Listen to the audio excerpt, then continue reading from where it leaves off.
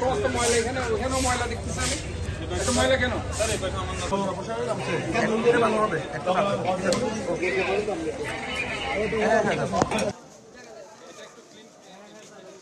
আমি অলরেডি আমাদের যে বাগবাড়িয়া ওয়ার্ড থেকে আমি শুরু করেছি বর্জ্য অপসারণ কার্যক্রম, সেখানে ক্লিনিং প্রোগ্রামটা শুরু করেছি সেই নয়ডা থেকে। এরপরে চট্টশ্বরী রোড, তারপর চকবাজার ওয়ার্ড হয়ে এখন পশ্চিমবাংলা ওয়ার্ডে এসেছি।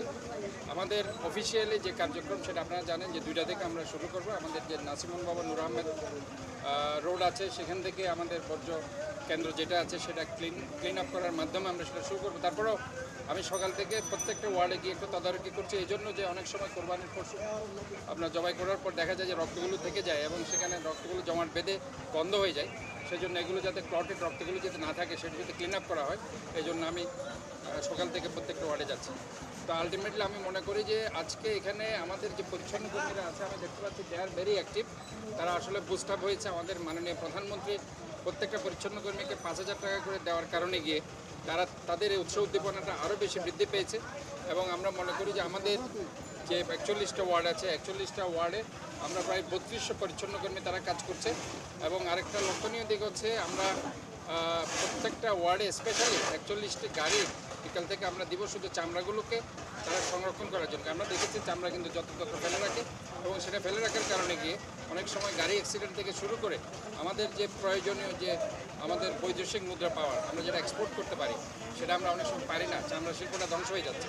তো ওই পরিকল্পনা করে গতবারের অবস্থা দেখে আমরা 41 ওয়ার্ডে 41টি গাড়ি সন্ধ্যা 6টা থেকে আগামীকাল 6টা পর্যন্ত সেটা থাকবে সমস্ত চামড়া নেওয়ার জন্য। আর 300টার মতো গাড়ি এখন থেকে নিয়োজিত আছে বর্জ্য অপসারণ করার জন্য। কাজে আমি মনে করি আমাদের পুরো পরিচ্ছন্ন বাহিনী রাস্তায় আছে, মাঠে আছে। ইনশাল্লাহ আমরা প্রস্তুত রয়েছি এবং এই শহরটাকে সুন্দর করে দেওয়ার জন্য আমরা বদ্ধপরিকর। তবে আমরা একটা লক্ষণীয় দিক হচ্ছে আমাদের রাজনৈতিক নেতাকর্মীরা রাজপথে আছে, মাঠে আছে। আমাদের যুবদল, ছাত্রদল, স্বেচ্ছাসেবক দলের ছেলেরা, বিএনপির নেতাকর্মীরা, এবং তারা ঐকান্তিক প্রচেষ্টায় পরিচ্ছন্ন কর্মীদেরকে সহযোগিতা করছেন। তারা ব্লিচিং পাউডার ছিটাচ্ছেন, তারা এই যে ব্যাগগুলো দিচ্ছেন এবং তারা বিভিন্নভাবে তাদেরকে উৎসাহিত করছেন। এই জন্য আমি তাদেরকে ধন্যবাদ জানাচ্ছি। এবং লিফলেট বিতরণও করছেন এই যে আপনার সচেতনতা বৃদ্ধির জন্য, ময়লা কোথায় ফেলতে হবে, কীভাবে ফেলতে হবে এবং এরপরে কী করণীয়। এবং এই যে ব্যাগগুলো আজকে আপনারা দেখতে পাচ্ছেন আমরা সিটি কর্পোরেশনের পক্ষ থেকে তাদেরকে দিয়েছে, তারা সেগুলো ডিস্ট্রিবিউট করছে।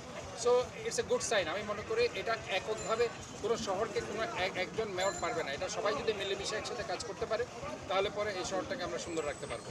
আজকে এই ধরনের নদীর আমি দেখতে পাচ্ছি সবার মধ্যে একটা উৎসাহ উদ্দীপনা বৃদ্ধি পেয়েছে। সবাই সিভিক অ্যাওয়ারনেস ডেভেলপ করার জন্য তারা দাঁড়ে দাঁড়ে যাচ্ছে। তো এটা একটা গুড সাইড এবং আমি মনে করি এটা যদি প্রত্যেকটা ওয়ার্ডে যদি এইভাবে হয় তাহলে পরে আমরা মনে করি যে আমরা একটা ইকো ফ্রেন্ডলি শহর আমরা উপহার দিতে পারবো। এবং আমি আরেকটা জিনিস আপনাদের বলতে চাই, আজকে আমি আমাদের পরিচ্ছন্ন কর্মীদেরকে বুস্ট আপ করার জন্য তাদেরকে বলেছি যারা প্রথমে ওয়ার্ডটাকে ক্লিন করতে পারবে তাদেরকে প্রথম, এর পর্যায়ক্রমে দ্বিতীয় এবং তৃতীয় পুরস্কার আমরা ঘোষণা করেছি এবং আলটিমেটলি তাদেরকে সেটা আমরা দেব এবং এইভাবে তাদেরকে আমরা উৎসাহ উদ্দীপনার মধ্যে রেখেছি। তো আমি মনে করি আমাদের কাজগুলো চলছে এবং এখানে দেখেন যে ময়লা ছিল অনেক, আস্তে আস্তে সেগুলো ক্লিন আপ হয়ে গেছে এবং পর্যায়ক্রমে ইনশাআল্লাহ শহর ক্লিন আপ হয়ে যাবে। চামড়ার বিষয়টা যদিও আমরা জানি যে এটা আলাদা বিষয়, দেখাশোনা করে ওনারা, তারপরও আপনি মেয়র হিসেবে গতবার আমরা দেখেছি বেশ কিছু চামড়া পচে গেছে, নষ্ট হয়ে গেছে।